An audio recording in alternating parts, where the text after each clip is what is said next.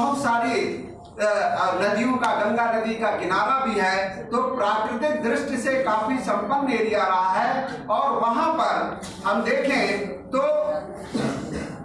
आप लोगों ने नाम सुना होगा मोहम्मद गोरी का।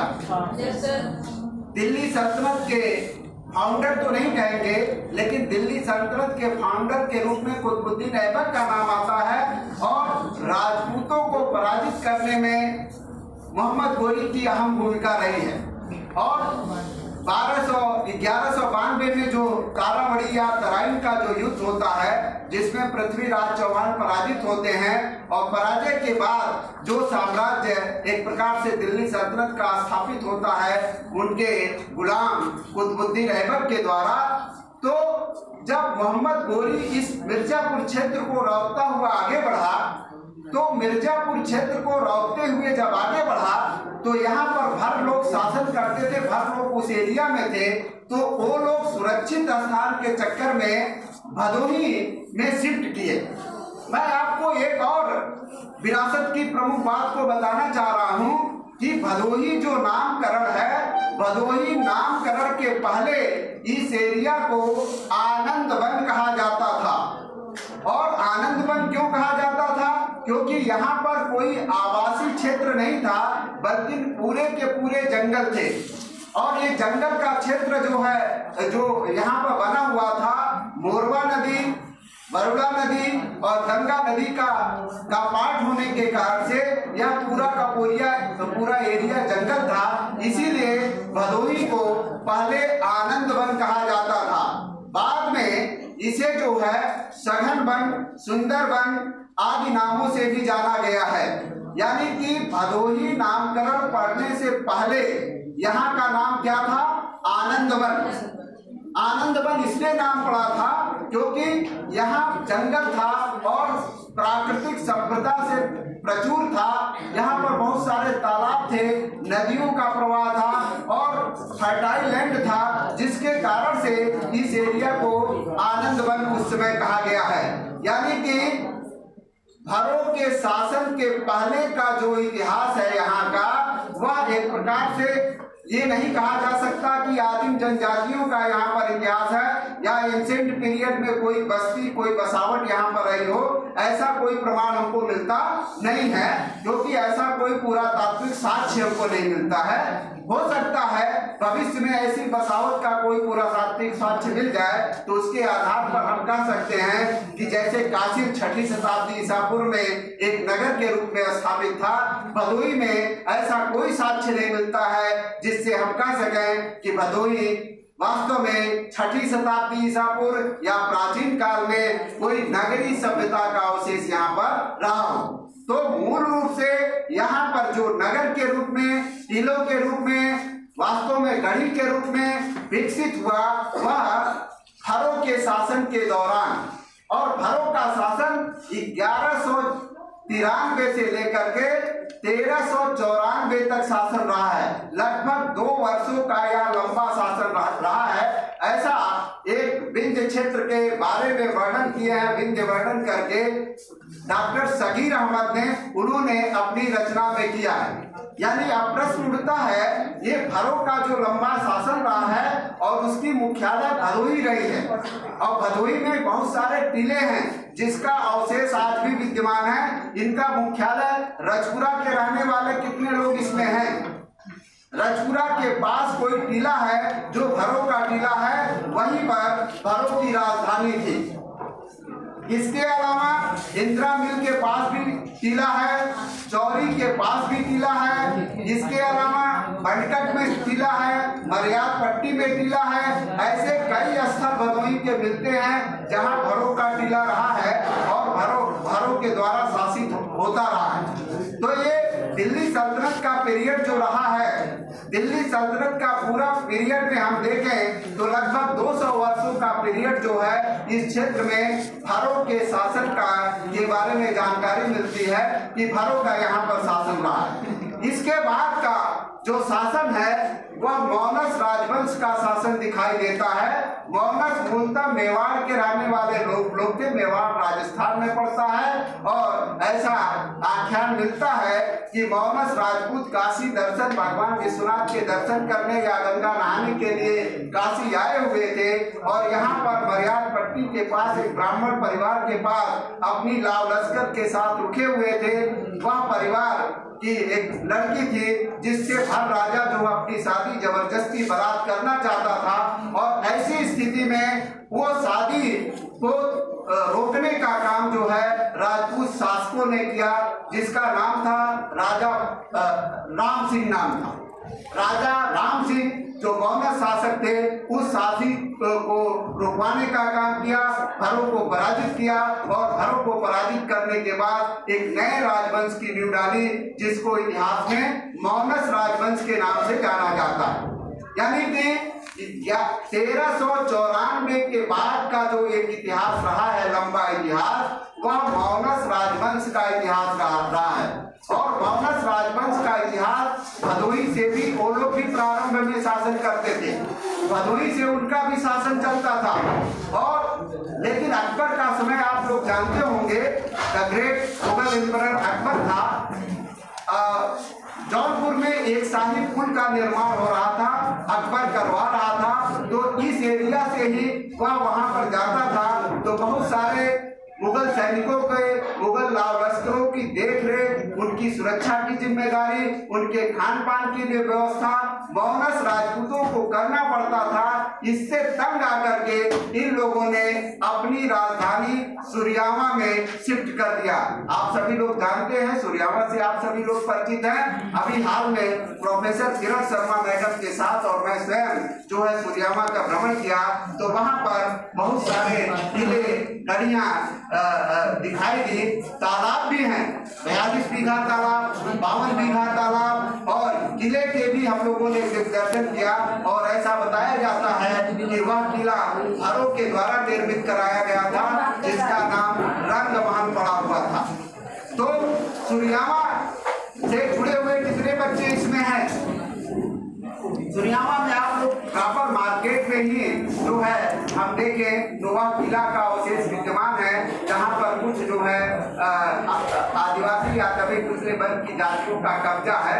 तो उसको आप लोग देख सकते हैं, माना कि हम लोग भ्रमण करने गए और उस स्थल को देखे। तो ये प्रमुख बातें हैं जो मौनस राजपूत, लेकिन मौनस राजपूत का इतिहास वास्तव में जो सबसे प्रमुख और सबसे सराहनीय कदम है, सराहनीय इतिहास है, वह आजादी के समय का है। मौनस राजपूतों का संघर्ष आजादी के समय का वह ज्यादा महत्वपूर्ण है। 1857 के रिवोल्ट को आप सभी लोग जानते होंगे, जिसे भारत का प्रथम स्वतंत्रता संग्राम कहा जाता है। 1857 का विद्रोह भारत का प्रथम स्वतंत्रता संग्राम। प्रथम स्वतंत्रता संग्राम में आपके भदोही जनपद की भी महत्वपूर्ण भूमिका रही है और वो भी मौनस राजपूतों की। इसके अलावा अन्य जाति धर्म के लोगों का भी बहुत बड़ा योगदान रहा है। आप लोगों का पाली के कितने लोग रहने वाले हैं? इसमें पाली के कुछ बच्चे हैं? नहीं है, कोई नहीं है। पाली का हम लोगों ने भ्रमण किया और देखा कि वहां पर अंग्रेजों की नील की फैक्ट्री थी। नील का फैक्ट्री था, गोदाम था और अंग्रेजों की रिहायशी बस्ती थी और आज भी उसके अवशेष विद्यमान है, चिमनी विद्यमान है, कैसे नील बनाया जाता था वो सारी चीजें विद्यमान है। तो वहां का हम लोगों ने भ्रमण किया। तो नील की जो खेती करने के लिए, क्योंकि नील की खेती कोई शौक से तो करता नहीं था। आप सभी लोग जानते हैं महात्मा गांधी ने नील की खेती के अगेंस्ट में चंपारण सत्याग्रह किया था और उसी प्रकार से भदोही का सत्याग्रह 1857 ईस्वी में ही हुआ था। 1857 में। और क्यों हुआ था? क्योंकि उद्वंत सिंह नाम के राजपूत, मौनस राजपूत थे, वह जो है नील की जो खेती की जा रही थी उसके अगेंस्ट में जो जनता का शोषण हो रहा था ब्रिटिश प्लांटनर्स के द्वारा, ब्रिटिश फैक्ट्री के मालिकों के द्वारा जो शोषण हो रहा था, उस शोषण से निकालने का प्रयास उन लोगों ने किया। उद्धव सिंह को धोखे से बुलाया गया और आपका जो ये बगल में आपका KMPG कॉलेज की जहाँ से शुरुआत होती है वहाँ पर आप लोग देखते होंगे, वहाँ की बिल्डिंग का क्या नाम है, खुर्शीद मंजिल। यह भी आपकी ऐतिहासिक बिल्डिंग है। तो ज्ञानपुर वास्तव में जिला कलेक्ट्रेट का मुख्यालय उस समय भी हुआ करता था और 1857 के समय में जो मैं बात बताऊं, 1857 के विद्रोह के समय में यह भदोही का जो इलाका है मिर्जापुर जिले का पार्ट था। किसका पार्ट था? मिर्जापुर जिले का। और मिर्जापुर जिले की चार तहसील थी, जिसमें कोड़ तहसील के नाम से इसे जाना जाता था ज्ञानपुर को। चुनार तहसील, कोड़ तहसील, रावटगंज तहसील और हुजूर तहसील मिर्जापुर में था। और डिप्टी कलेक्टर जो है यहाँ पर जो थे वो डिप्टी कलेक्टर का नाम अभी मैं बता दूंगा। डिप्टी कलेक्टर के नेतृत्व में नील के गोदाम के लिए मीटिंग रखा गया था कि उद्धव सिंह को धोखे से मारना, और उद्धव सिंह को धोखे से बुलाया गया और उनकी हत्या कर दी गई। और उनकी हत्या करने के बाद ठाकुर झूरी सिंह ने उसका बदला लेने का प्रण किया और ठाकुर झूरी सिंह के बदला में जो सबसे बड़ा योगदान रहा है शीतलपाल का। शीतलपाल की प्रतिमा आपके KMPG कॉलेज के बगल में ही बनी हुई है, आप लोग उसका दर्शन कर सकते हैं। वैसे महान सपूत जो इस धरती पर 1857 के विद्रोह में अविस्मरणीय भूमिका निभाए, जिसमें झूरी सिंह का नाम आता है, उद्धव सिंह का नाम आता है, शीतलपाल का नाम आता है, रजपाल सिंह का नाम आता है। ऐसे बहुत सारे क्रांतिकारियों ने 1857 के विद्रोह में महत्वपूर्ण भूमिका निभाई है।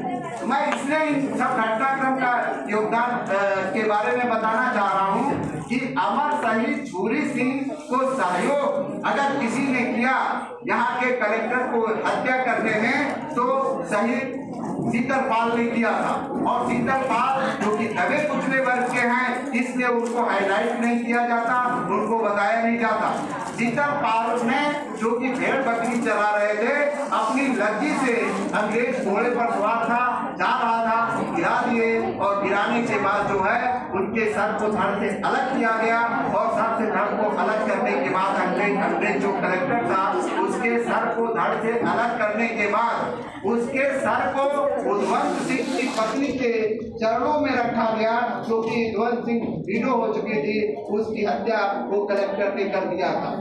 तो ऐसी इंफॉर्मेशन यहाँ के बारे में मिलती है। गोपीगंज का भी एक अपना इतिहास है, वहाँ पर फांसी इमली था और वहाँ पर फांसी इमली में बहुत सारे जो यहाँ के क्रांतिकारी थे 1857 के विद्रोह के, उन क्रांतिकारियों को वहीं पर फांसी पर लटकाया गया था। ये तो कुछ प्रमुख घटनाक्रम मैंने 1857 के रिवोल्ट के बारे में बताया। इसके अलावा भदोही का इतिहास और भी तो है।